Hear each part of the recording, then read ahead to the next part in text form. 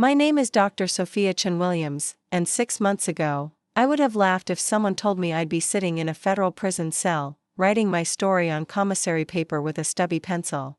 I would have laughed even harder if they'd told me the man who sent me here was the same man who promised to love me through sickness and health, for better or worse. Before we jump back in, tell us where you're tuning in from, and if this story touches you, make sure you're subscribed, because tomorrow, I've saved something extra special for you. That man is Judge David Williams, my husband of 12 years. And yes, he really did sentence me to 18 months in federal prison while looking me straight in the eye across a mahogany bench in Courtroom 4B of the Northern District of California. But before you decide who's the villain in this story, let me tell you how we got here. Because the truth is, when love and justice collide, there are no winners, only people trying to do what they think is right, even when it destroys everything they hold dear. It started on a Tuesday morning in March. I remember because Tuesdays were always our favorite. David's court schedule was lighter, and I had research time instead of patient rounds. We'd developed this ritual over the years of having coffee together on the back deck, watching the fog roll off San Francisco Bay while we planned our day. The Morrison case is coming up for sentencing, David said, stirring honey into his coffee. Even after all these years, I loved watching his hands move, surgeon precise, gentle. First-time drug possession, but the mandatory minimums are harsh. I nodded, only half listening. I was thinking about Mrs. Patterson, an elderly woman in my care who couldn't afford her cancer medications. Her insurance had denied coverage for the experimental treatment that could save her life, and I'd been wrestling with what to do about it. Sometimes I think the system is broken, I said, more to myself than to him. David looked up from his newspaper. What system? All of them. Healthcare, justice, everything. We have rules and procedures, but sometimes following them means watching people suffer when we could help. He reached across the table and squeezed my hand. That's why we do what we do, sophomore. You save lives. I try to make sure the punishment fits the crime. We can't save everyone, but we can make a difference. I smiled at him, thinking how lucky I was to have married someone who understood the weight of life and death decisions. How naive I was to think that understanding would protect us when those decisions tore us apart. 3 months later, I was standing in his courtroom in handcuffs. The charges were federal: conspiracy to distribute controlled substances, healthcare fraud, and violation of the Controlled Substances Act. In layman's terms, I'd been caught running an underground network that provided expensive cancer medications to patients who couldn't afford them. The medications were legitimate. I'd been buying them from Canadian pharmacies and European suppliers where they cost a fraction of the US price, but importing them without proper authorization was illegal. I'd saved 17 lives. The government called it a crime. When the marshals led me into the courtroom that June morning, I expected to see Judge Harrison or Judge Kim, anyone but David. We'd talked about potential conflicts of interest when we first got married, and the courthouse had protocols to prevent exactly this situation, but there he was, rising from the bench in his black robes, his face a mask of professional composure. For a split second, our eyes met, and I saw the flash of recognition, the momentary crack in his judicial facade. Then it was gone, replaced by the stern expression he wore when dealing with difficult cases. Your Honor, my attorney, Rebecca Martinez, stood immediately. I need to request a recusal. Judge Williams has a clear conflict of interest in this case. David's voice was steady, betraying nothing. The defendant may be my wife, but justice is blind, counselor. However, if you wish to file a formal motion for recusal, the court will consider it. Rebecca looked at me, confusion written across her face. We prepared for many scenarios, but not this one. In all our discussions about strategy and plea bargains, neither of us had imagined I'd end up in David's courtroom. We request a brief recess to consult with our client, Rebecca said. Granted. 15 minutes. As the court recessed, I sat in stunned silence. This had to be a mistake, a scheduling error that would be corrected within the hour. David couldn't, preside over my case. It violated every principle of judicial ethics, not to mention every principle of marriage, but when we reconvened, David was still on the bench. Rebecca had filed the motion for recusal, but David denied it. While I acknowledge the unusual nature of this situation, he said, his voice carrying through the hushed courtroom, "I am confident in my ability to judge this case impartially based on the law and evidence presented. The defendant will receive the same fair trial as any other person who appears before this court." Preparing and narrating this story took us a lot of time, so if you are enjoying it, like this video, it means a lot to us. Now back to the story. I wanted to scream. I wanted to stand up and ask him what the hell he thought he was doing. But I sat there, watching my husband transform into a stranger, understanding for the first time that the black robes weren't just clothing, they were armor, protecting him from everything human and vulnerable. The trial lasted 3 days. 3 days of watching David listen impassively as prosecutors painted me as a criminal who'd violated federal law for profit. 3 days of hearing him sustain objections against evidence that might have helped my case. 3 days of realizing that the man who'd held me when I cried about losing patience was the same man who would decide my fate. The evidence against me was overwhelming. I'd been running the medication network for 2 years, helping dozens of patients access life-saving drugs they couldn't afford. I'd documented everything meticulously: patient files, supplier contacts, financial records, never imagining that my careful record-keeping would become the prosecution's roadmap to conviction. My defense was simple: necessity. I'd broken the law to save lives, and sometimes that's what doctors have to do. Rebecca presented testimony from patients whose cancers were in remission because of medications I'd provided. She showed financial records proving I'd charged patients only what I'd paid for the drugs, no profit, no personal gain, but the law was clear. Good intentions don't excuse criminal behavior. David's job was to apply the law, not to weigh the moral complexities of medical ethics. On the 3rd day, the jury delivered their verdict: guilty on all counts. The sentencing hearing was scheduled for the following week. Rebecca filed another motion for recusal, arguing that David couldn't possibly sentence his own wife impartially. Again, he denied it. "The court's duty is to ensure justice is served," he said. "Personal relationships cannot interfere with that duty." That night, for the first time since my arrest, David and I were alone together. He'd maintained complete separation throughout the trial, sleeping in the guest room, leaving early for court, refusing to discuss the case. But sentencing loomed, and we both knew this might be our last conversation as husband and wife rather than judge and defendant. "You have to recuse yourself," I said as he poured himself a drink in our kitchen. "This is insane, David. You can't sentence me." He didn't look at me. "I took an oath, Sophia, to uphold the law without favor or prejudice. That doesn't change because I love you." "Because you love me? Do you love me?" I laughed bitterly. "Because sitting in that courtroom, watching you treat me like any other criminal, I couldn't tell." He finally turned to face me, and I saw the anguish he'd been hiding behind his judicial mask. "Of course I love you. But I also love justice.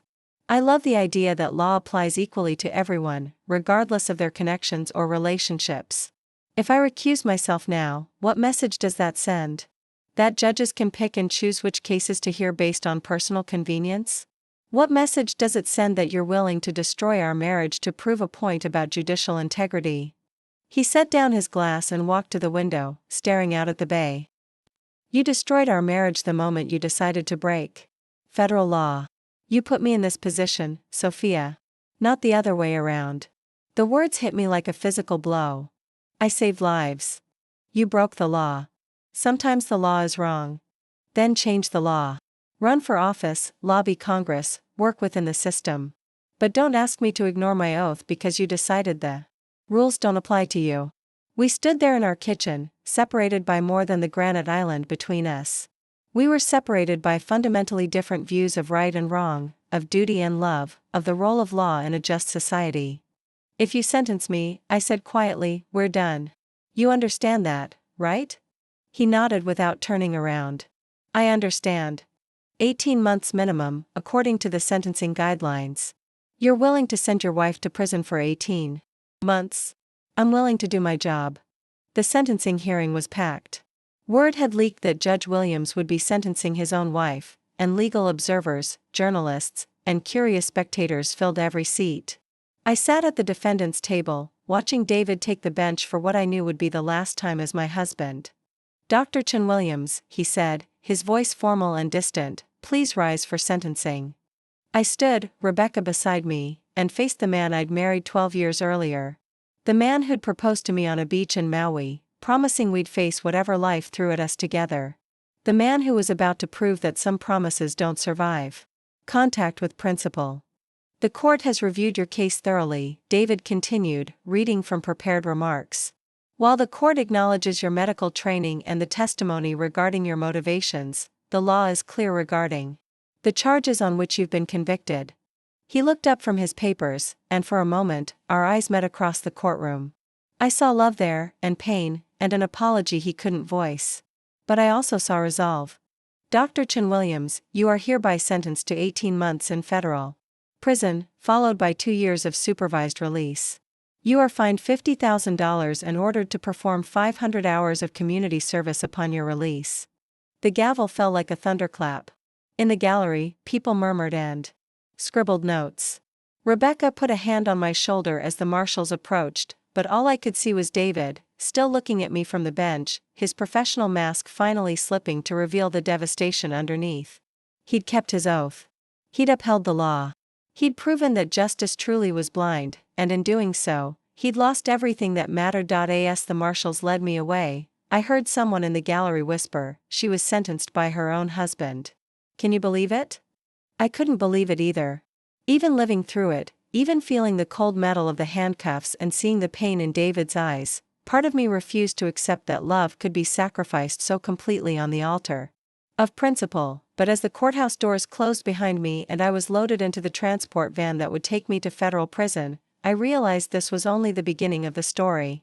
The question wasn't whether David had done the right thing by sentencing me. That would be debated by legal scholars and ethicists for years to come. The question was whether we could survive it, whether love could exist in the shadow of such devastating righteousness, whether forgiveness was possible when principle and passion collided so catastrophically. I was about to find out. To understand how we ended up in that courtroom, you need to know how we began.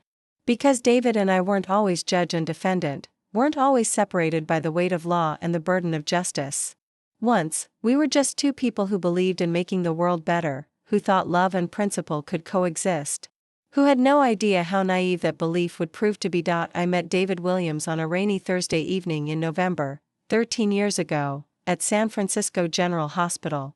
I was a resident in oncology, 3 years into the hardest job I'd ever loved, and he was a federal prosecutor visiting a witness, a young woman who'd been assaulted and was dying of complications from her injuries. I noticed him first in the hallway outside her room, tall, with dark hair and the kind of intense brown eyes that seemed to see everything. He was pacing, clearly frustrated, running his hands through his hair as he talked on his phone. No, I understand the complications, he was saying, his voice tight with controlled anger. But she's the only witness we have. If she doesn't make it. He paused, listening, then, of course her life is more important than the case. That's not what I meant. He hung up and slumped against the wall, looking defeated. Without thinking, I approached him. Are you okay? He looked up, surprised. I'm sorry. You look like someone who's carrying the weight of the world. I should know, I see that expression in the mirror every morning. He almost smiled. Occupational hazard, I guess. David Williams, federal prosecutor. He extended his hand. And you are? Dr. Sophia Chen, oncology resident. And let me guess, you're here about Maria Santos. His expression grew guarded. You know her? She's my patient. Was my patient until Dr. Morrison took over her care this morning. Complications from the assault? Among other things.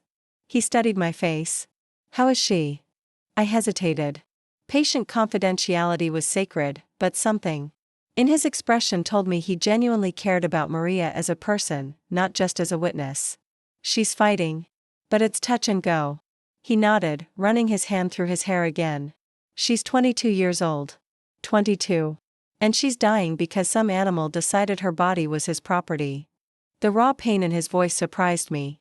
I'd dealt with prosecutors before, they were usually more guarded, more professional. This man was letting his heart show, and it was breaking. Can I ask you something? I said. Why does this case matter so much to you? I mean, beyond the obvious. He was quiet for a long moment, staring at the floor. My sister was assaulted when she was 19. The guy got away with it because the prosecutor didn't think her case was strong enough.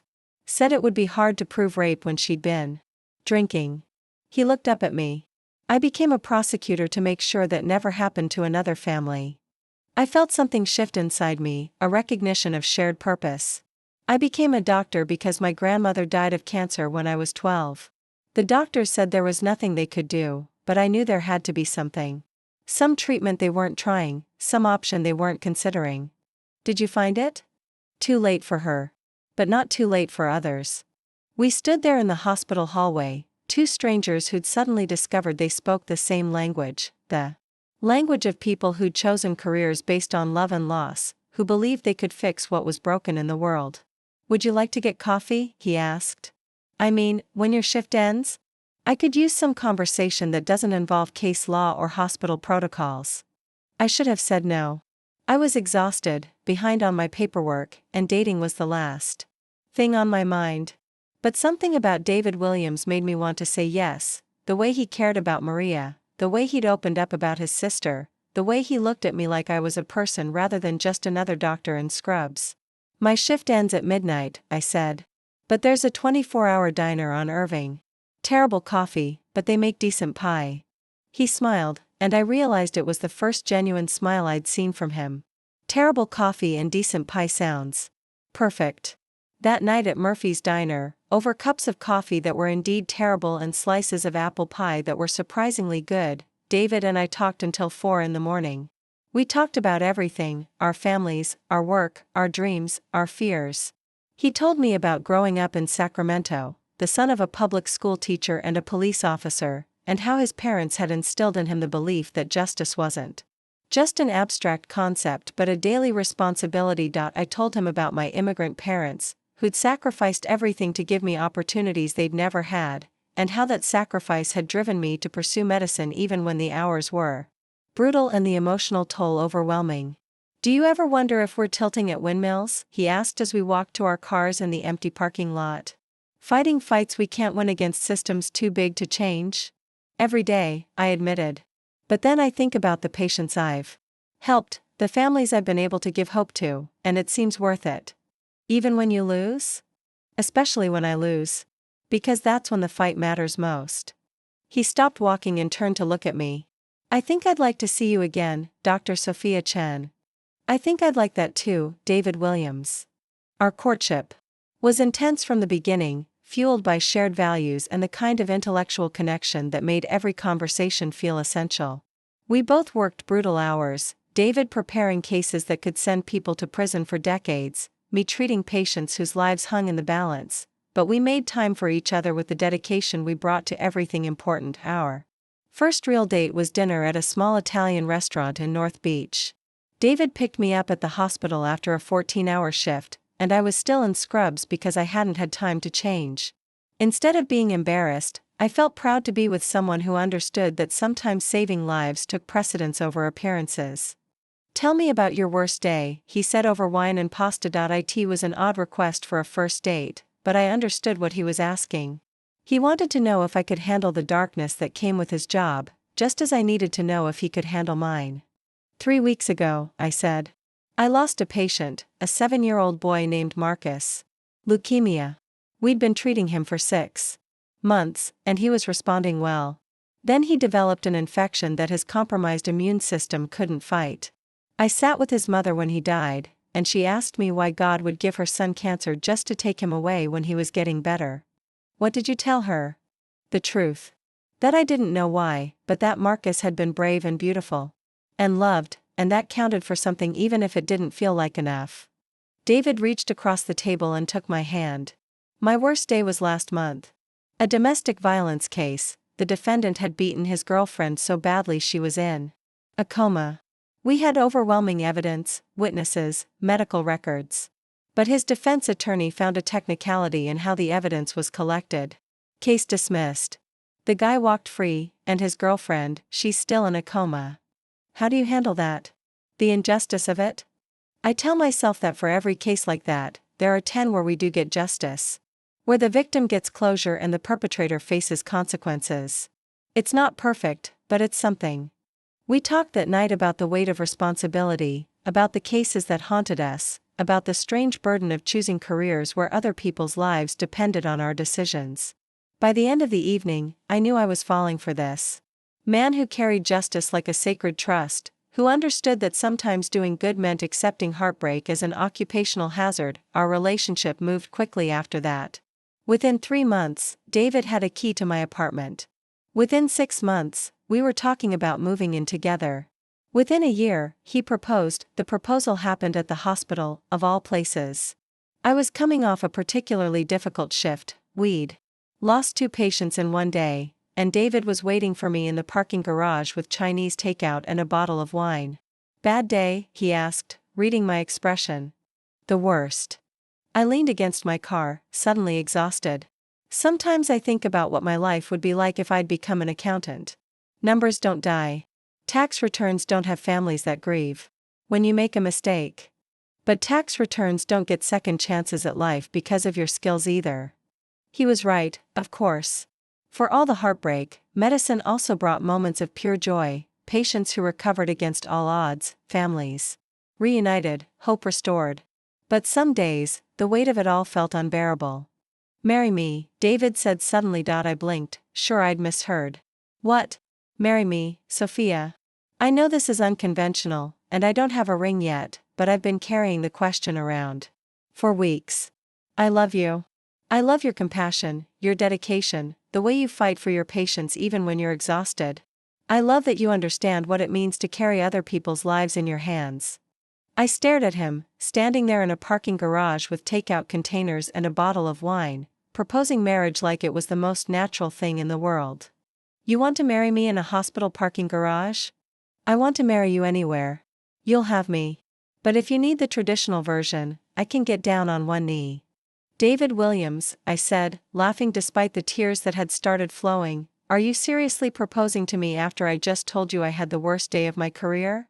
"I'm proposing to you because you had the worst day of your career and you're still here, still fighting, still believing in what you do. That's the woman I want to spend my life with." I kissed him then, right there in the parking garage, tasting salt tears and possibility. "Yes," I whispered against his lips. "Yes, I'll marry you." We were married 8 months later in a ceremony that perfectly reflected who we were: small, intimate, focused on commitment rather than spectacle. David's parents flew in from Sacramento, my parents came from Los Angeles, and we exchanged vows in Golden Gate Park with our closest friends as witnesses. "I promise to love you through the hard cases and the lost patients," David said, holding my hands as fog rolled in from the Pacific. "I promise to understand when duty calls and to be here when you need me. I promise to build a life with you that honors both justice and compassion. I promise to support your fight for justice even when it means late nights and difficult decisions," I replied. "I promise to trust your judgment and to be your refuge when the weight of the law feels too heavy. I promise to love you for who you are and who you're still becoming." We honeymooned in Italy, 2 weeks of complete disconnection from our demanding careers. We wandered through Florence and Rome, marveling at art that had survived centuries, discussing philosophy and justice and the nature of human suffering over wine and pasta. For the first time in years, neither of us was on call, neither of us had cases to prepare or patients to check on. "I could get used to this," David said one evening as we sat on our hotel balcony overlooking the Arno River. "What, unemployment?" "No, just this. Having time to think about something other than work. Having conversations that don't involve crime or disease." "We could retire early," I suggested playfully. "Buy a villa in Tuscany, grow olives, learn to make cheese. And let all those criminals go free? Let all those patients suffer without your care." He pulled me closer. "We're too responsible for that, aren't we?" He was right. We were both driven by a sense of obligation that made retirement impossible to imagine. We needed to be needed to feel like we were making a difference. It was one of the things that had drawn us together, and it would prove to be one of the things that ultimately tore us apart. The early years of our marriage were challenging but happy. We both worked long hours, but we made time for each other with the same intensity we brought to our careers. Sunday mornings were sacred, no work calls, no emergencies unless someone was literally dying. We'd make elaborate breakfasts and read the paper together, discussing politics and cases and the state of the world. David was promoted to senior prosecutor 3 years into our marriage, and I finished my residency and began specializing in experimental cancer treatments. We bought a house in Pacific Heights with a view of the bay, and for a while, life felt almost too good to be real. "We're living the dream," David said one Sunday morning as we sat on our back deck watching sailboats navigate the choppy waters. "Whose dream?"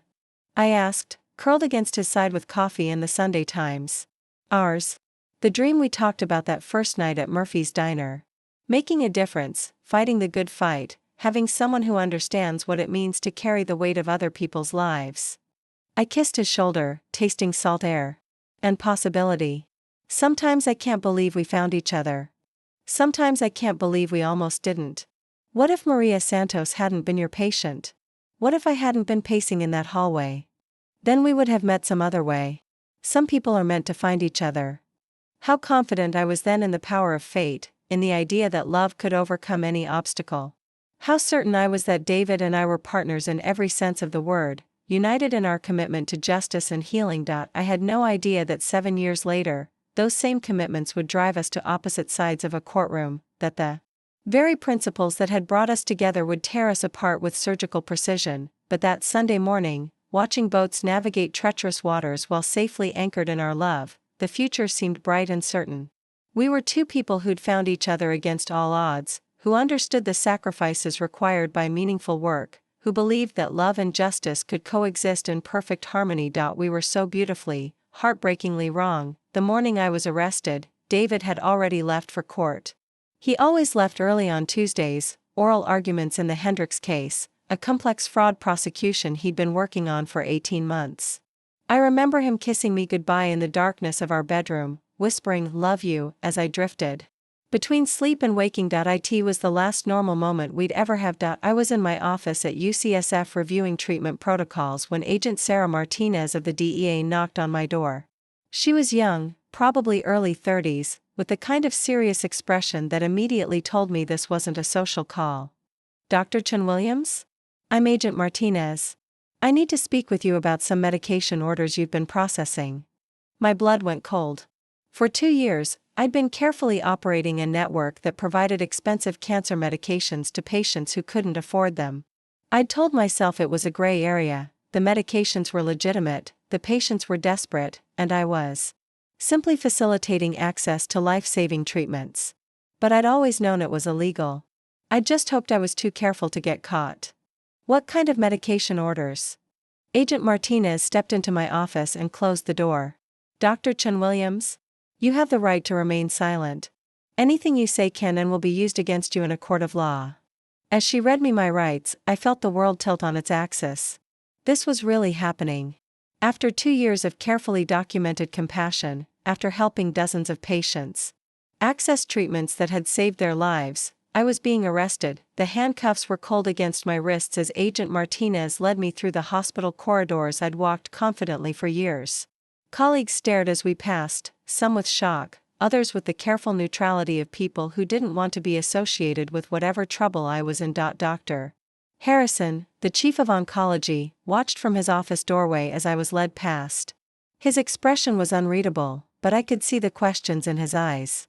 How long had he suspected? How much did he know about my off-books activities? "My husband," I said to Agent Martinez as we reached the hospital's back exit.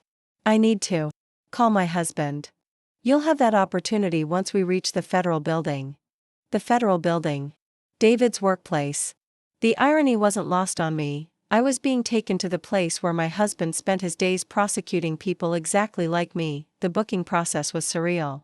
Fingerprints, photographs, paperwork that reduced my life to a series of identifying numbers.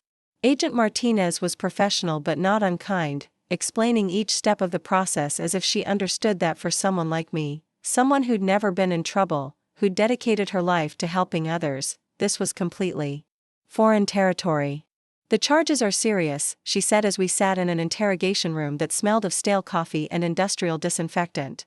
"Conspiracy to distribute controlled substances, healthcare fraud, violation of the Controlled Substances Act." The federal prosecutor will want to discuss a plea agreement. "Which federal prosecutor?" "That hasn't been determined yet." But given the nature of the charges and your connections, it will probably be someone from outside the office. My connections. She meant David.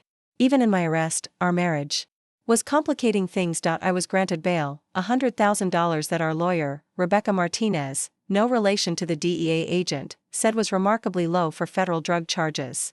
The judge, an elderly man named Harrison who looked like he'd rather be anywhere else, seemed to take my medical license and community ties into account. Dr. Chen-Williams, Judge Harrison said as he set the bail conditions, you are not to leave the Northern District of California without court approval. You are not to have any contact with patients outside your normal hospital duties. And you are absolutely forbidden from ordering, purchasing, or distributing any controlled substances outside normal hospital protocols. Do you understand these conditions? Yes, Your Honor. As Rebecca and I left the courthouse, I kept expecting to see David. His office was in the same building, just a few floors up. Part of me hoped he'd somehow appear, take me in his arms, tell me we'd figure this out together. But the logical part of my mind knew better. David was probably in court, completely unaware that his wife had just been arraigned on federal charges. Rebecca drove me home in her silver Prius, the afternoon sun casting long shadows across the city I'd called home for 15 years. Everything looked the same, the Victorian houses of Pacific Heights, the joggers on the Marina Green, the familiar skyline, but I felt like I was seeing it all through glass, separated from the normal world by the weight of my arrest. How bad is this? I asked as we pulled into my driveway. Rebecca was quiet for a moment, gathering her thoughts. The evidence is extensive. They've been watching you for months, possibly longer. Financial records, email intercepts, surveillance footage. They know about the Canadian suppliers, the European connections, the patient network. But I wasn't selling drugs. I was helping people access medication they needed to survive. I understand that, and I believe you. But from a legal standpoint, you violated federal law. The government doesn't distinguish between trafficking heroin and importing prescription medications without authorization. Both are federal crimes. I sat in the passenger seat, staring at our house, the house David and I had bought 5 years earlier, where we'd planned to raise children, where we'd built a life based on shared values and mutual respect. How was I going to tell him that his wife was now a federal defendant? There's something else, Rebecca said gently. Given your husband's position, there may be complications. The prosecutor's office will need to decide how to handle the case. They might bring in someone from outside the district to avoid any appearance of impropriety. I laughed bitterly. Impropriety. My husband prosecutes drug dealers for a living, and now I'm one of them. You're not a drug dealer, Sophia. You're a doctor who tried to help patients access life-saving medication. That matters, even if the law doesn't recognize the distinction. David's car was in the driveway when Rebecca dropped me off. My stomach clenched as I realized I'd have to tell him immediately, before he heard about it from someone at the office or saw it on the news. I found him in the kitchen, still in his suit from court, pouring himself a glass of wine. He looked up when I entered, and I saw the exact moment he registered my expression. Soph? What's wrong? You look like someone died. I was arrested today. The wine glass stopped halfway to his lips. What? Federal charges. Drug trafficking. Healthcare fraud. I'm out on bail. David set down his glass carefully, as if he was afraid he might drop it. I don't understand. Arrested for what? I sat down across from him at our kitchen island, the granite surface cold beneath my palms. You know how I've been frustrated with insurance companies denying coverage for expensive cancer medications? His expression was already changing, the prosecutor in him engaging even as the husband in him recoiled. Sophia, what did you do? I found a way to help patients get the medications they needed. Canadian pharmacies, European suppliers. The drugs were legitimate, just much cheaper than what they cost here. You imported controlled substances without authorization. It wasn't a question. David's legal mind had already processed the information and reached the inevitable conclusion. I saved lives. You broke federal law. We stared at each other across our kitchen, the space between us suddenly feeling like an ocean. This was the man who'd held me when I cried about losing patients, who'd supported my decision to specialize in experimental treatments, who'd understood better than anyone my drive to help people others had given up on. This was also the man who dedicated his career to prosecuting people who violated federal drug laws. How long? He asked. 2 years. Jesus, Sophia. 2 years? How could you? Why didn't you tell me? Because I knew you'd try to stop me. Of course I would have. Tried to stop you. You're a federal prosecutor's wife running an illegal drug operation. Do you have any idea what this means? For both of us? I felt anger rising in my chest, hot and defensive. It means I helped people. 17 people, David. 17 people. Who are alive today because they could access medications their insurance companies refused to cover. It means you committed federal crimes. Multiple felonies that carry mandatory minimum sentences. And that's all you can think about? The legal implications? Not the fact that your wife was trying to save lives. David ran his hands through his hair, a gesture I'd seen 1,000 times when he was wrestling with a difficult case. But this time, the case was his wife. Of course I understand why you did it, he said finally. I know your heart, Sophia. I know you genuinely wanted to help people. But intention doesn't matter in federal court. The law is the law. Sometimes, the law is wrong. Then you work to change the law. You don't just ignore it. We sat in silence for several minutes, the weight of my arrest settling between us like a physical presence. I could see David's mind working, processing the implications. Not just for our marriage but for his career, his reputation, his ability to continue prosecuting cases. Who's handling the prosecution? He asked eventually. Rebecca thinks they'll bring in someone from outside the district. Because of you. He nodded. They'll have to. I can't be anywhere near this case. He looked at me, and I saw both love and something that might have been disappointment.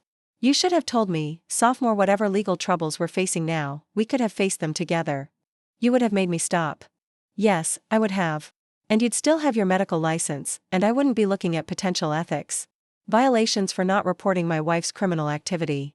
The full scope of what I'd done hit me then. It wasn't just my career and freedom at risk, it was David's too. By keeping my activities secret, I'd put him in an impossible position. If anyone discovered he'd known about my operation and failed to report it, his career would be over. I never meant for this to affect you, I said quietly. Everything affects me, Sophia. We're married. Your choices become my choices, your problems become my problems. That's what marriage means. The phone rang then, jarring us both. David answered with a cautious, Williams residence, then his expression grew grim. Yes, I understand. No, I had no knowledge of her activities. Yes, I'll need to recuse myself from any related matters. I understand the position this puts the office in. He hung up and looked at me with an expression I'd never seen before, professional distance mixed with personal pain.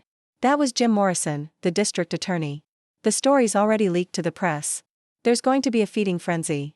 As if on cue, my phone started buzzing with calls from reporters, colleagues, and friends who'd seen the news. Dr. Chen-Williams, prominent oncologist and wife of federal prosecutor David Williams, arrested on federal drug charges. The irony was too delicious for the media to ignore. I should pack a bag, I said, standing from the kitchen island. Stay at a hotel until this blows over. Why? Because having a federal defendant living in your house can't be good for your career. David stood too, reaching for my hand. Sophia, you're my wife. I'm not going to kick you out because you're in legal trouble. Even though that legal trouble could destroy everything you've worked for. He was quiet for a long moment, and I could see the war playing out in his expression, the prosecutor who believed in law and order battling the husband who'd promised to love me through anything. We'll figure it out, he said finally. Whatever happens, we'll figure it out together. But even as he said the words, I could hear the uncertainty in his voice. For the first time in our 12-year relationship, David wasn't sure he could keep his promises. The next 3 months were a nightmare of legal maneuvering, media attention, and growing distance between David and me.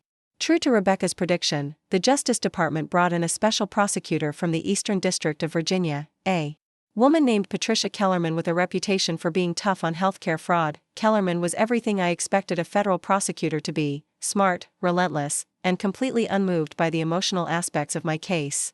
During our first meeting, she laid out the evidence against me with clinical precision. Dr. Chen-Williams, we have financial records showing you purchased over $2 million worth of prescription medications from unauthorized sources over a 2-year period. We have email communications with suppliers in Canada, Germany, and Switzerland. We have surveillance footage of you distributing these medications to patients. We have testimony from patients who will confirm they received medications from you that they couldn't get through normal channels. Rebecca tried to interject. Our position is that Dr. Chen-Williams was providing humanitarian medical aid. Your position is irrelevant, Kellerman cut her off. The law doesn't recognize a humanitarian exception to federal drug trafficking statutes. Dr. Chen-Williams violated the Controlled Substances Act, period. I sat there listening to my life reduced to evidence and statute violations, feeling like I was watching someone else's trial. The woman Kellerman described sounded like a calculating criminal, not someone who'd spent sleepless nights researching treatment options for desperate patients. We're prepared to offer a plea agreement, Kellerman continued. Dr. Chen-Williams pleads guilty to 1 count of conspiracy to distribute controlled substances. In exchange, we recommend a sentence at the lower end of the guidelines, 18 to 24 months in federal prison. And if we go to trial? Rebecca asked. If you go to trial and lose, which you will, Dr. Chen-Williams is looking at the full enhancement for operating a continuing criminal enterprise. That's 10 years minimum, possibly more.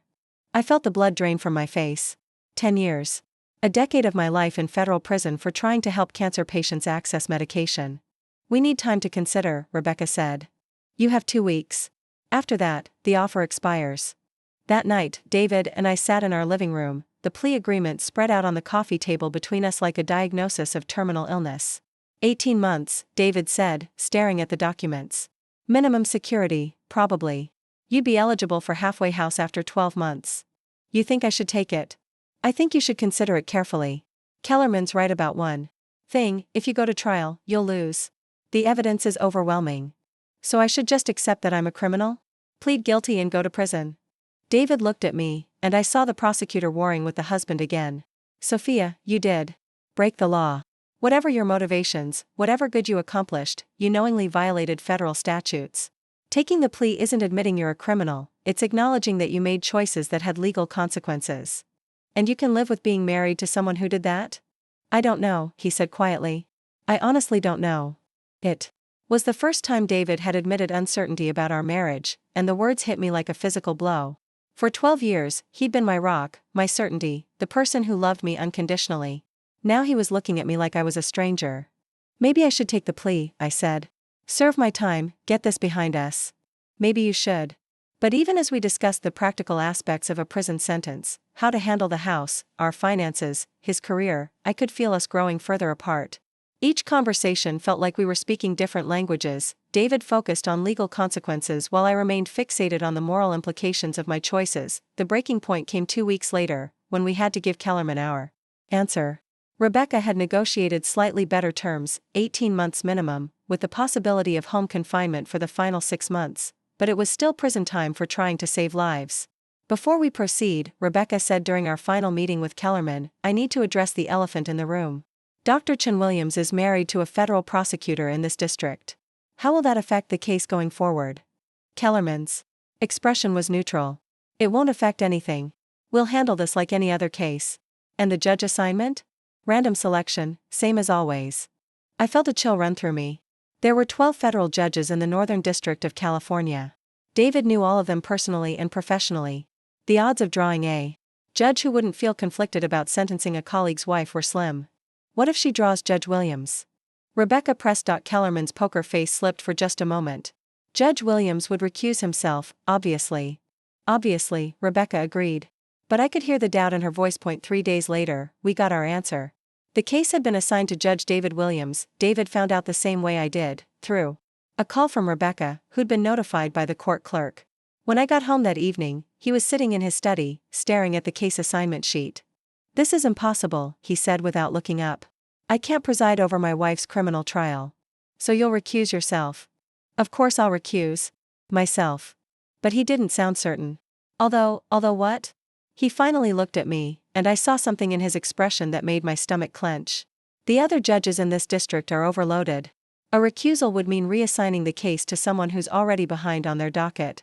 And there's the appearance issue. What appearance issue? If I recuse myself, it looks like I'm giving my wife special treatment. Like the rules don't apply to federal prosecutors' families. I sat down across from his desk, feeling like I was negotiating with a stranger. David, you can't seriously be considering presiding over my case. I took an oath, Sophia, to apply the law fairly and impartially, without regard to personal relationships. I'm not a personal relationship. I'm your wife. In this courtroom, you'd be a defendant. Nothing more, nothing less. You're talking about sending me to prison. I'm talking about applying the law as it's written. We stared at each other across his desk, the distance between us feeling infinite. This was the moment I realized that the man I'd married, the passionate advocate who'd cried over victims and stayed up late preparing cases, had been replaced by someone I didn't recognize. Someone who could look at his wife and see only a defendant. If you do this, I said quietly, it will destroy us. You destroyed us the moment you decided to break federal law. I saved lives. You broke the law. It was the same argument we'd been having for months, but this time felt final. This time, I understood that David had chosen his principles over our marriage, his oath over our love. Fine, I said, standing to leave. Do what you think is right. But don't expect me to forgive you for it. I don't, he replied, turning back to his paperwork. I don't expect forgiveness. I only expect justice. 2 weeks later, I stood in courtroom 4B of the Northern District of California, facing the man I'd promised to love for better or worse, watching him prepare to sentence me to federal prison and justice, it turned out, was a cold comfort when it came at the cost of everything you'd ever loved. The gavel fell at 2:47 p.m. on a Thursday afternoon in June, and with it, everything I thought I knew about love, marriage, and justice shattered into pieces too small to ever put back together. 18 months in federal prison. David's voice was steady as he pronounced my sentence, but I saw his hands tremble slightly as he set down the gavel. In the gallery behind me, reporters scribbled notes and photographers captured the moment a federal judge sentenced his own wife to prison. It would be front-page news by evening, a legal curiosity that would spawn ethics debates and law review articles for years to come, but in that moment, all I could focus on was the devastating familiarity of David's voice speaking words that would define the next chapter of my life. Dr. Chen-Williams, he continued, reading from prepared remarks, while the court acknowledges your medical training and the testimony regarding your humanitarian motivations, the law is clear. You knowingly violated federal statutes governing controlled substances, and those violations cannot be excused by good intentions. I stood at the defendant's table, Rebecca's hand on my shoulder, watching my husband of 12 years transform into something I didn't recognize. The black robes weren't just clothing, they were armor, protecting him from the human cost of his decision. However, David continued, and I heard the slightest catch in his voice, the court also recognizes the exceptional circumstances of this case. Dr. Chen-Williams has no prior criminal history, has demonstrated genuine remorse, and has already begun the process of making amends to the medical community. He looked up from his papers then, and our eyes met across the courtroom. For just a moment, I saw past the judicial mask to the man underneath, the man who'd held me when I lost my first patient, who'd celebrated with me when I saved my first life, who'd promised to love me through whatever challenges we might face. The court hereby sentences Dr. Chen-Williams to 18 months in federal prison, followed by 2 years of supervised release. She is fined $50,000 and ordered to perform 500 hours of community service upon her release. The court recommends she be designated to a minimum security facility appropriate for a first-time, non-violent offender. The words hit me like individual blows: 18 months, federal prison, supervised release. Each phrase was a nail in the coffin of my former life, my medical career, my marriage. The defendant will surrender to the Bureau of Prisons no later than August 15. Court is adjourned. The gavel fell again, and it was over. 12 years of marriage, 2 years of investigation, 3 months of legal maneuvering, all reduced to a 60-second sentencing that would echo through the rest of our lives. As the marshals approached to remove me from the courtroom, I looked back at David one more time. He was already gathering his papers, his professional mask firmly in place. But I caught him glancing toward me, and in that glance, I saw everything he couldn't say. I'm sorry. I love you. I had no choice. I wanted to hate him for what he'd done.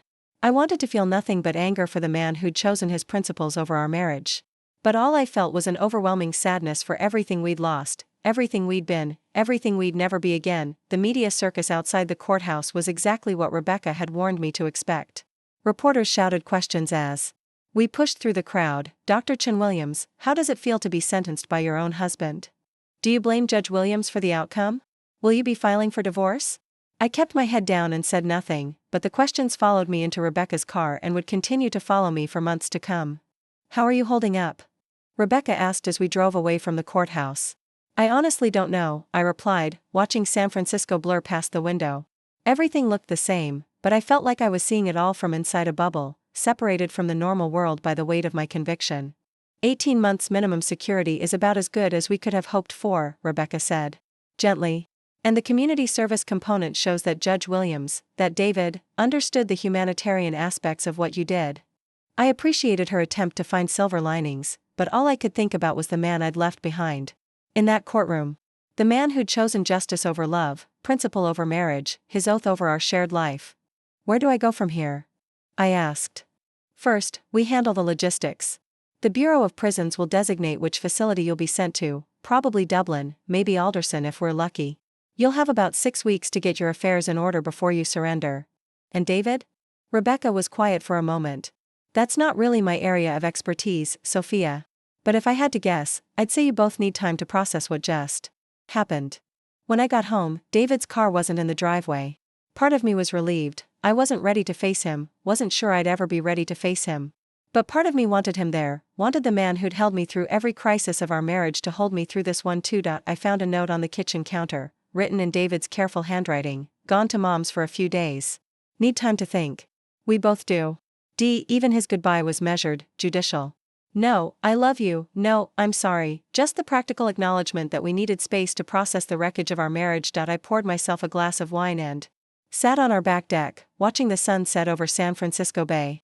6 weeks ago, this had been our sanctuary, the place where we planned our days and shared our dreams.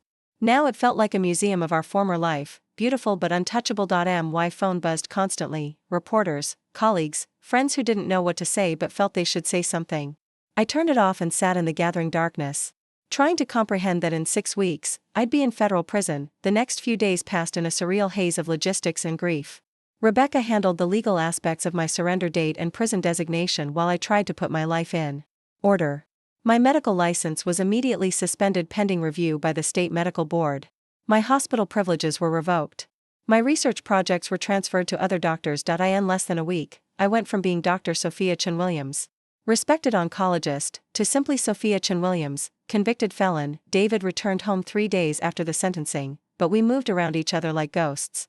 He slept in the guest room and left early for work, avoiding the reporters who still occasionally staked out our house. When we did speak, it was about practical matters, finances, the house, what to do with my medical equipment. I've been thinking, he said one evening as we sat in our living room, careful to maintain distance between us on the couch. Maybe you should stay here while I'm at work. The media attention will die down eventually. And then what? Then we figure out what comes next. Do we have a marriage to figure out, David? Or are we just prolonging the inevitable? He was quiet for a long time, staring at his hands. I don't know, he said finally. I honestly don't know if we can come back from this. You sentenced me to prison. You broke federal law. I saved lives. You put us both in an impossible position.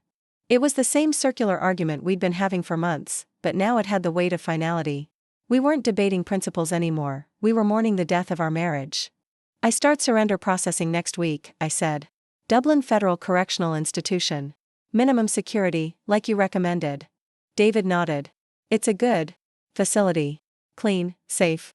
You'll be with other white-collar offenders, mostly. Other criminals, you mean? Sophia, no, that's what we are now, right? Criminals. People who broke the law and got caught. You're not a criminal. You're someone who made choices that had legal consequences. There's a difference. Is there? Because sitting in that courtroom, listening to you sentence me, it didn't feel like there was a difference. David stood up abruptly, running his hands through his hair in the gesture I'd seen 1,000 times when he was frustrated. What did you want me to do, Sophia? Ignore the law? Let you walk free because you're my wife? Set a precedent that federal judges can give their spouses special treatment? I wanted you to recuse yourself. I wanted you to choose our marriage over your principles, just once. And I wanted you to trust me enough to tell me what you were doing instead of operating in secret for 2 years. I wanted you to respect our marriage enough not to put me in a position where I had to choose between my wife and my oath. We stared at each other across our living room, 12 years of love and partnership reduced to mutual accusations and regret. Maybe we're both right, I said quietly. Maybe we both made choices that destroyed this marriage. Maybe we did. The surrender process was exactly as dehumanizing as Rebecca had warned me it would be. I reported to Dublin Federal Correctional Institution on a Tuesday morning in August, carrying a single bag of approved personal items and a head full of fears about what prison would be like. The intake process stripped away the last vestiges of my former identity. My clothes were replaced with khaki uniforms. My medical degree became irrelevant. I was now inmate #47291-112. My wedding ring was placed in a property envelope along with my watch and the small cross necklace my grandmother had given me. First time, asked my cellmate, a woman named Carol who was serving 2 years for embezzlement. She was in her 50s, with graying hair and kind eyes that suggested she understood the shock of finding yourself in federal prison. Is it that obvious? You've got that deer in headlights look. Don't worry, it fades. This place isn't so bad if you keep your head down and follow the rules. My cell was smaller than our walk-in closet at home, 8 by 10 feet, with 2 bunks, a small desk, and a toilet. The walls were concrete block painted institutional beige, and the single window looked out onto the prison yard where women in matching khaki uniforms walked in circles or sat at picnic tables. "What are you in for?" Carol asked as I made up my bunk with the thin sheets and rough blanket I'd been issued. "Drug trafficking." "Sort of." Carol raised an eyebrow. "Sort of?" I gave her the short version: doctor, cancer patients, expensive medications. Federal prosecution by my own husband. By the time I finished, Carol was staring at me with a mixture of disbelief and sympathy. "Your husband sentenced you?" "Jesus, lady, that's cold even by federal prosecutor standards. He said he was upholding the law." "Maybe he was. But that doesn't make it less cold." That first night in prison, lying on a narrow bunk listening to the sounds of 200 women adjusting to captivity, I thought about David. Was he sleeping any better in our bed without me there? Did he regret his decision? Did he miss me at all, or was he relieved to have the ethical complications of our marriage finally resolved? I'd brought one photo with me, a picture of David and me from our honeymoon in Italy, both of us laughing at something one of us had said, both of us young and in love and convinced we could handle whatever life threw at us. Looking at it in the dim light of my cell, I wondered if that couple had ever really existed or if they'd been an illusion all along. The routine of prison life was both numbing and oddly comforting. Wake up at 6 a.m. for count. Breakfast at 7. Work assignment at 8. I was assigned to the library, where my medical background was considered an asset for helping other inmates with health-related research. Lunch at noon. Afternoon recreation. Dinner at 5. Count again at 9. Lights out at 10. Within a week, I'd settled into the rhythm of institutional life. Within a month, I'd stopped thinking about the outside world except during visiting hours, which David never used. Rebecca came to see me 6 weeks into my sentence, bringing news from the outside world that felt increasingly irrelevant. "The media. Attention has mostly died down," she reported as we sat in the visiting room, surrounded by other inmates and their families. "There was a law review article about judicial recusal in family conflict cases, but nothing major." "And David?" "I haven't spoken to him directly, but from what I hear, he's keeping a low profile. There was some criticism from judicial ethics groups about his decision not to recuse himself, but nothing that threatens his position." "Good for him." Rebecca studied my face. "You don't sound bitter." "I'm too tired to be bitter. Prison has a way of wearing down your emotions until you're just focused on getting through each day." "Sophia, I have to ask, do you want me to initiate divorce proceedings?" I know it's not what anyone wants to think about, but practically speaking, I thought about the question I'd been avoiding for months. Did I want to divorce David? Did I want to formally end a marriage that had already been destroyed by principle and pride? "Not yet," I said finally. "When I get out, we can decide what we want to salvage from this wreckage. But right now, I can't think that far ahead." As Rebecca left that day, I realized I'd made peace with prison in a way I'd never made peace with David's decision. Prison was punishment for choices I'd made knowingly. I could accept the consequences of breaking the law, even if I didn't regret the reasons for breaking it, but I couldn't accept that the man who'd promised to love me through anything had been willing to sacrifice our marriage to prove a point about judicial integrity. Some betrayals, I was learning, cut too deep for healing. The rest of my sentence passed in a blur of routine and reflection. I read voraciously, worked in the library, and slowly built relationships with women whose stories were often more tragic than mine. I learned that federal prison was full of people who'd made choices they thought were right, only to discover that the law disagreed. Carol was released 6 months before me, and I found myself with a new cellmate, a young woman named Maria who was serving time for immigration violations. Her story reminded me why I'd started helping patients in the first place. Sometimes the system failed people who deserved better. "What will you do when you get out?" Maria asked one evening as we lay in our bunks, lights out but both of us unable to sleep. "I honestly don't know," I replied. "My medical license is gone, my marriage is probably over, and I'll be a convicted felon for the rest of my life." "But you saved lives, right? That has to count for something." "It counts for something to me. I'm not sure it counts for anything to anyone else."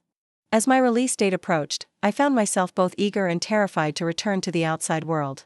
Prison had been a kind of cocoon, a place where the complexities of my former life couldn't reach me. But soon I'd have to face David again, face the ruins of our marriage, face the question of what comes after you've lost everything that defined you. The morning I was released, Rebecca was waiting for me outside the prison gates with a bag of civilian clothes and a carefully neutral expression. "Ready to rejoin the world?" she asked as I changed out of my khaki uniform for the last time. "As ready as anyone can be," I replied, though I wasn't sure that was true. As we drove away from Dublin Federal Correctional Institution, I watched the razor wire and concrete walls disappear in the rearview mirror. 18 months of my life were behind me now, but the real challenge lay ahead, learning how to rebuild a life from the ashes of everything I'd lost. The question that haunted me as we drove towards San Francisco wasn't whether I could forgive David for sentencing me, it was whether either of us could forgive ourselves for the choices that had led us to that courtroom. Some bridges, once burned, could never be rebuilt. But some loves, I was about to discover, could survive even the complete destruction of everything that had originally created them. The house looked exactly the same when Rebecca dropped me off on that crisp October morning. Same garden where I'd planted roses 3 years earlier, same blue door David and I had painted together during our second year of marriage, same view of the bay that had sold us on the property in the first place, but stepping out of Rebecca's car with my single bag of possessions, I felt like an intruder in my own life.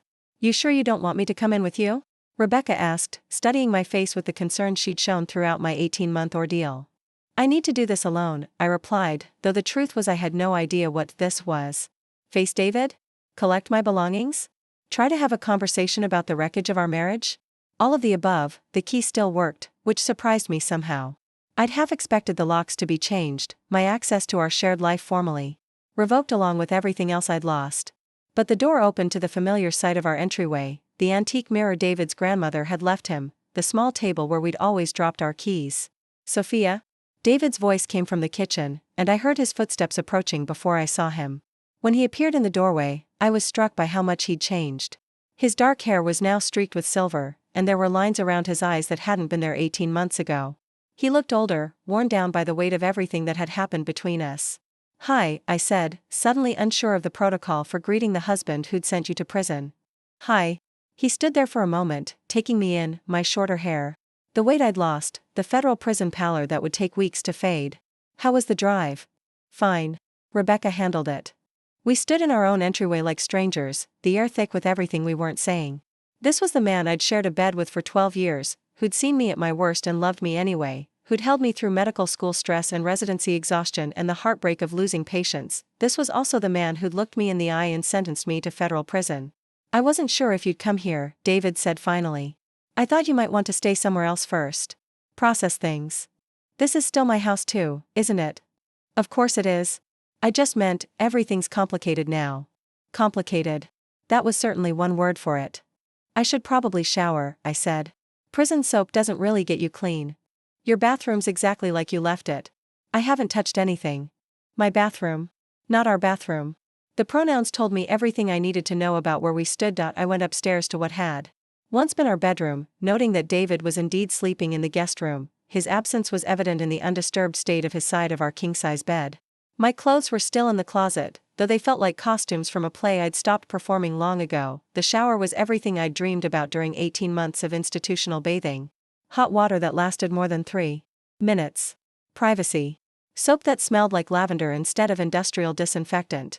I stood under the spray for 20 minutes, washing away the last residue of federal prison and trying to figure out who I was now. Dr. Sophia Chen-Williams no longer existed. My medical license had been permanently revoked 3 months into my sentence. Sophia Williams felt wrong too, given the uncertainty of my marriage.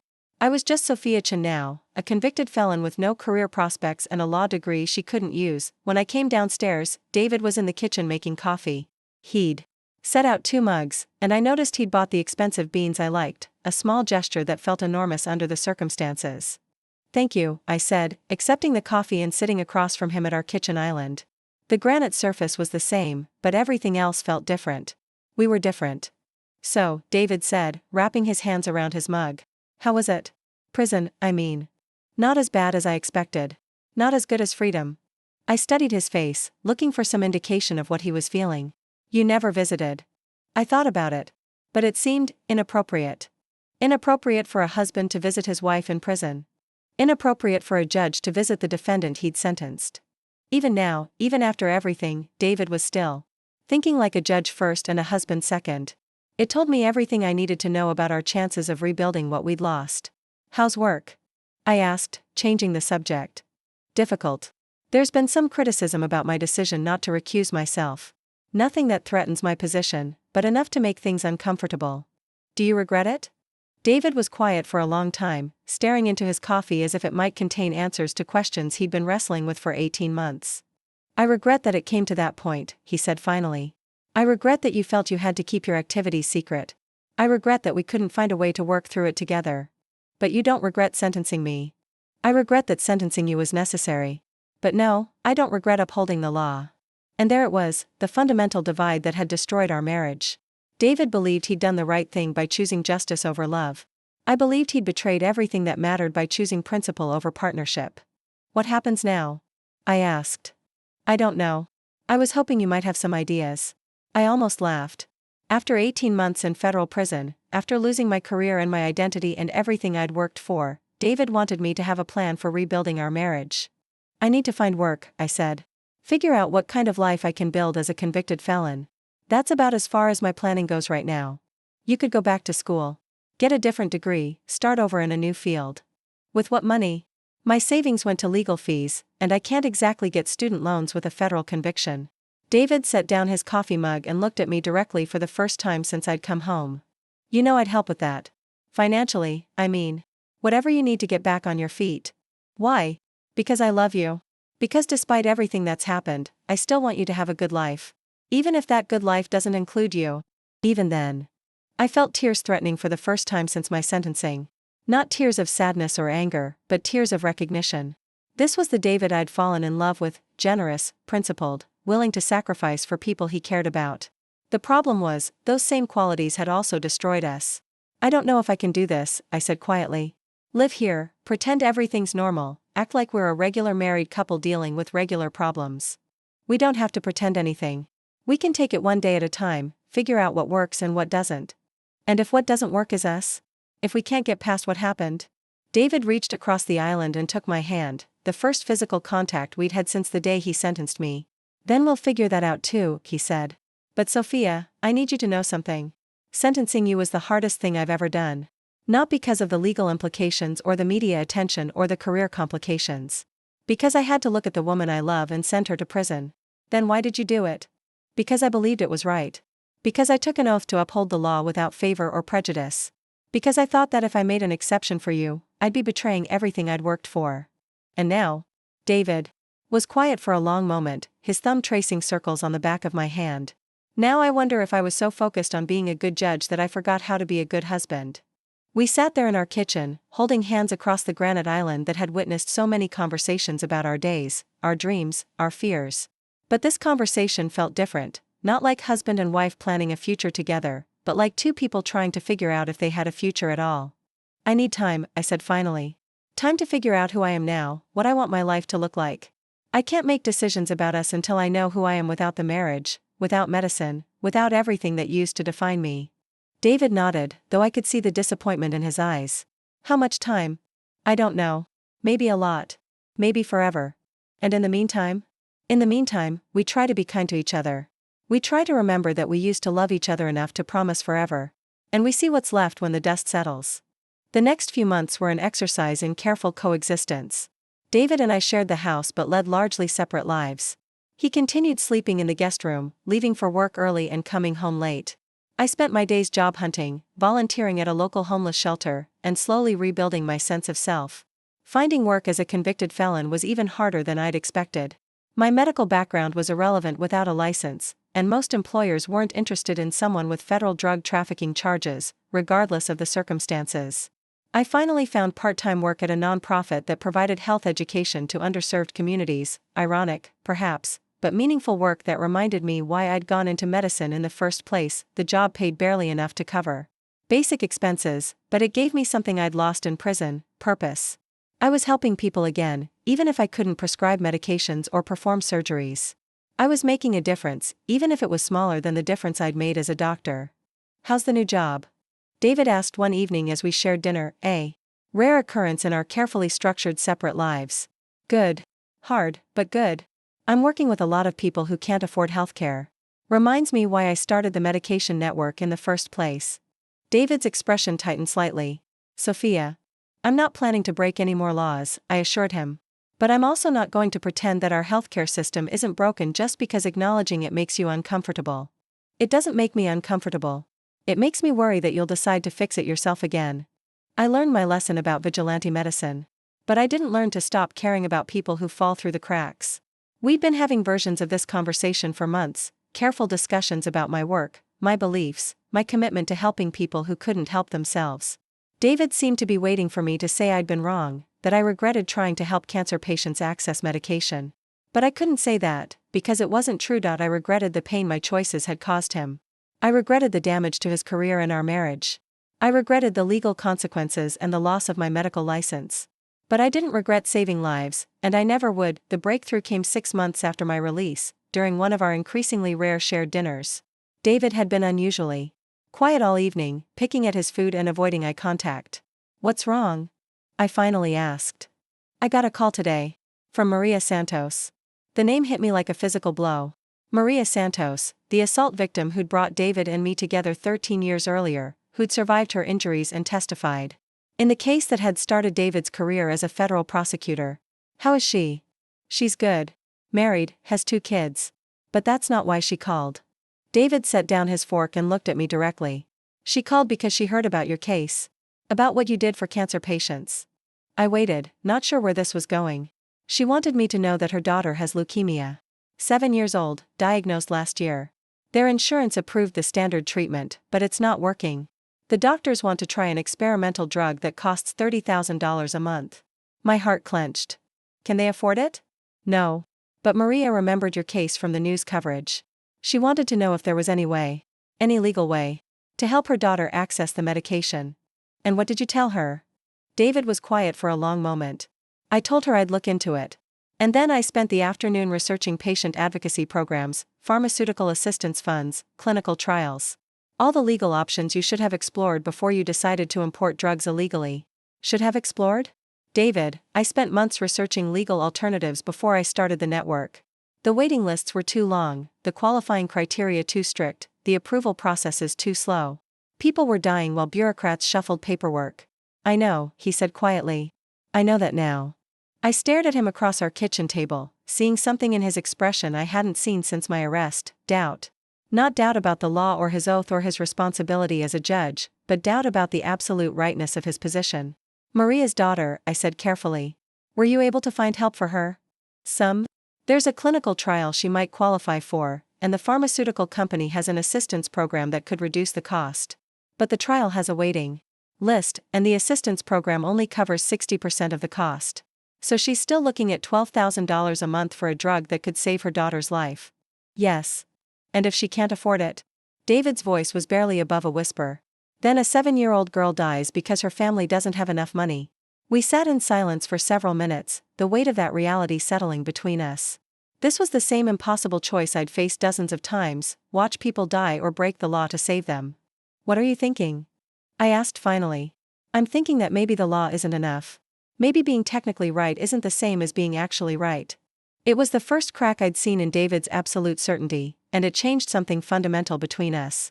Not everything, we still had months of damage to repair, if repair was even possible. But it was a beginning. "So what do we do?" I asked. "For Maria's daughter, I mean."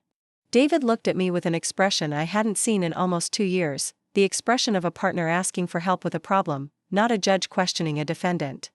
"I was hoping you might have some ideas." "Legal ideas?" "Over the next few weeks, David and I worked together for the first time since my arrest. We researched every possible avenue for helping Maria's daughter access the medication she needed: patient advocacy groups, charitable foundations, pharmaceutical company programs, even crowdfunding platforms. It was frustrating, bureaucratic work that reminded me why I'd chosen to circumvent the system in the first place. But it was also collaborative work that reminded me why I'd fallen in love with David: his methodical approach to problem solving, his refusal to give up when lives were at stake, his genuine compassion for people in impossible situations. "There's a foundation in Texas that might help," David said one evening as we sat in his study, surrounded by printouts and legal documents. "They specialize in pediatric cancer cases, and they have an emergency fund for situations exactly like this." "What's the catch?" 6-month waiting list for evaluation. Maria's daughter doesn't have 6 months. "I know." David ran his hands through his hair in the familiar gesture of frustration. "This is insane, Sophia. There has to be a better way." "There is. It's just not legal." He looked at me sharply. "Don't even think about it." "I'm not thinking about anything illegal." "But David, this is why I did what I did. This is why I couldn't just let people die while we waited for the system to work." "I'm starting to understand that." It wasn't an apology or an admission that he'd been wrong to sentence me. But it was acknowledgement that the world was more complicated than legal codes could capture, and that sometimes good people had to make impossible choices. We eventually found a solution for Maria's daughter, a combination of charitable funding, pharmaceutical assistance, and a small loan from David and me that we insisted was a gift. It took 3 weeks of phone calls, paperwork, and bureaucratic navigation, but we managed to secure access to the experimental treatment through entirely legal channels. When Maria called to thank us, I could hear her crying with relief. "Your husband is a good man," she told me. "I know what happened between you two has been hard, but he spent hours on the phone fighting for my daughter. He didn't have to do that." After I hung up, I found David in the kitchen, staring out at the bay with an expression I couldn't quite read. "Maria says thank you," I told him. "I should be thanking you.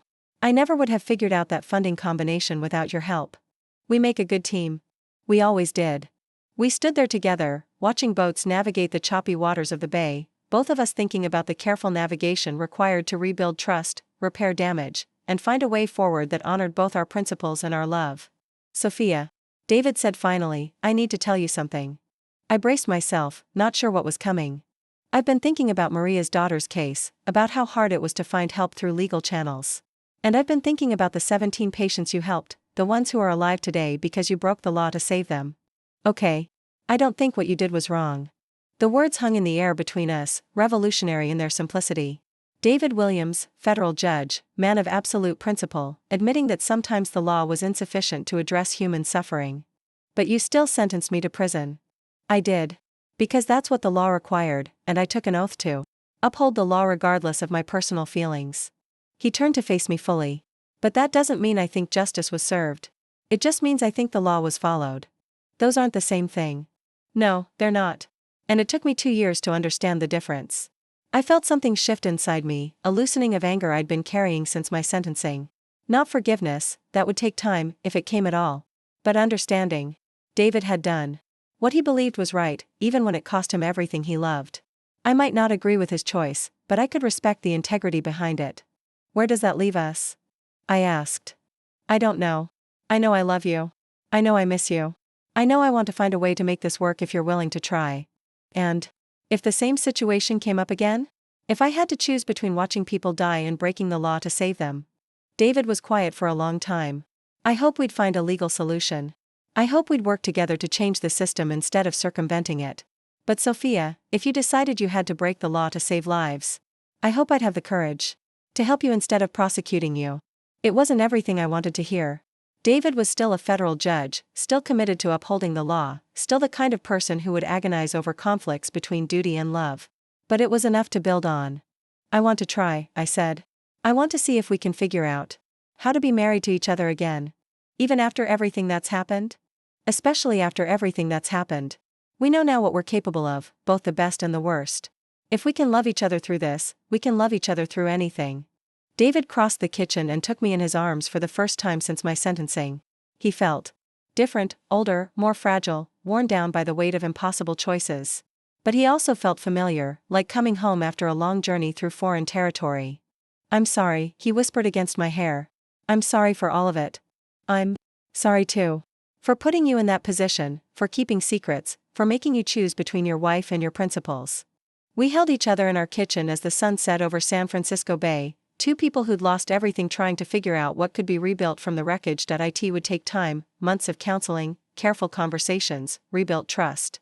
We'd have to learn to be married to each other all over again, to navigate the space between love and law, between principle and partnership. But standing there in David's arms, feeling his heartbeat against my cheek, I believed it was possible. Not easy, but possible. Because some loves are strong enough to survive even the complete destruction of everything that originally created them, the future would be different from what we'd planned. I'd never practice medicine again, and David would always carry the weight of sentencing his own wife.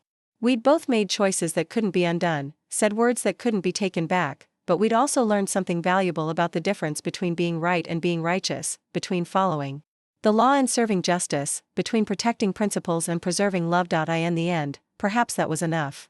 Perhaps that was everything. As Maria Santos had said all those years ago, some stories don't have easy endings. Some wounds don't heal completely. Some bridges, once burned, can never be rebuilt exactly as they were, but sometimes, if you're very lucky and very determined, you can build something new from the ashes. Something stronger, because it's been tested. Something deeper, because it's been earned, something worth fighting for, even when the fight costs you everything you thought you knew about love, law, and the sometimes impossible choices that define us all. Epilogue 2 years later, David and I stood together in another courtroom, not as judge and defendant this time, but as advocates. We'd spent 18 months working with a bipartisan group of legislators to draft the Patient Access to Essential Medications Act, legislation that would create legal pathways for accessing life-saving drugs when insurance coverage was denied or unavailable. The bill wasn't perfect. It included safeguards and regulations that would still leave some patients without access to medications they needed. But it was a start, a recognition that sometimes the law needed to evolve to address human suffering. Think it'll pass? I asked David as we watched senators debate the bill's merits. Eventually. Maybe not this version, but something like it. Change is slow, but it happens. Especially when federal judges' wives get convicted of drug trafficking. To save cancer patients? David smiled, the same smile that had made me fall in love with him 13 years earlier. That didn't hurt. We'd rebuilt our marriage one careful conversation at a time, learning to navigate the space between his principles and my passion, between his commitment to law and my commitment to life. It wasn't the same marriage we'd had before, it was more cautious, more fragile, tempered by the knowledge of how much we could hurt each other, but it was also deeper, built on a foundation of honesty about our fundamental differences and respect for the choices that had nearly destroyed us. I still believed David had been wrong to sentence me. He still believed he'd had no choice. But we'd learned to love each other anyway, to build a life together that honored both justice and compassion. Some stories don't have happy endings. But some stories have true endings, endings that acknowledge the complexity of love and law, the difficulty of doing right in an imperfect world, the possibility of redemption even after devastating choices. Our story was one of the latter. Not perfect, but true. Not easy, but earned, and in the end, perhaps that was enough. The end. Up next, you've got 2 more standout stories right on your screen. If this one hit the mark, you won't want to pass these up. Just click and check them out. And don't forget to like, subscribe and turn on the notification bell, so you don't miss any upload from us.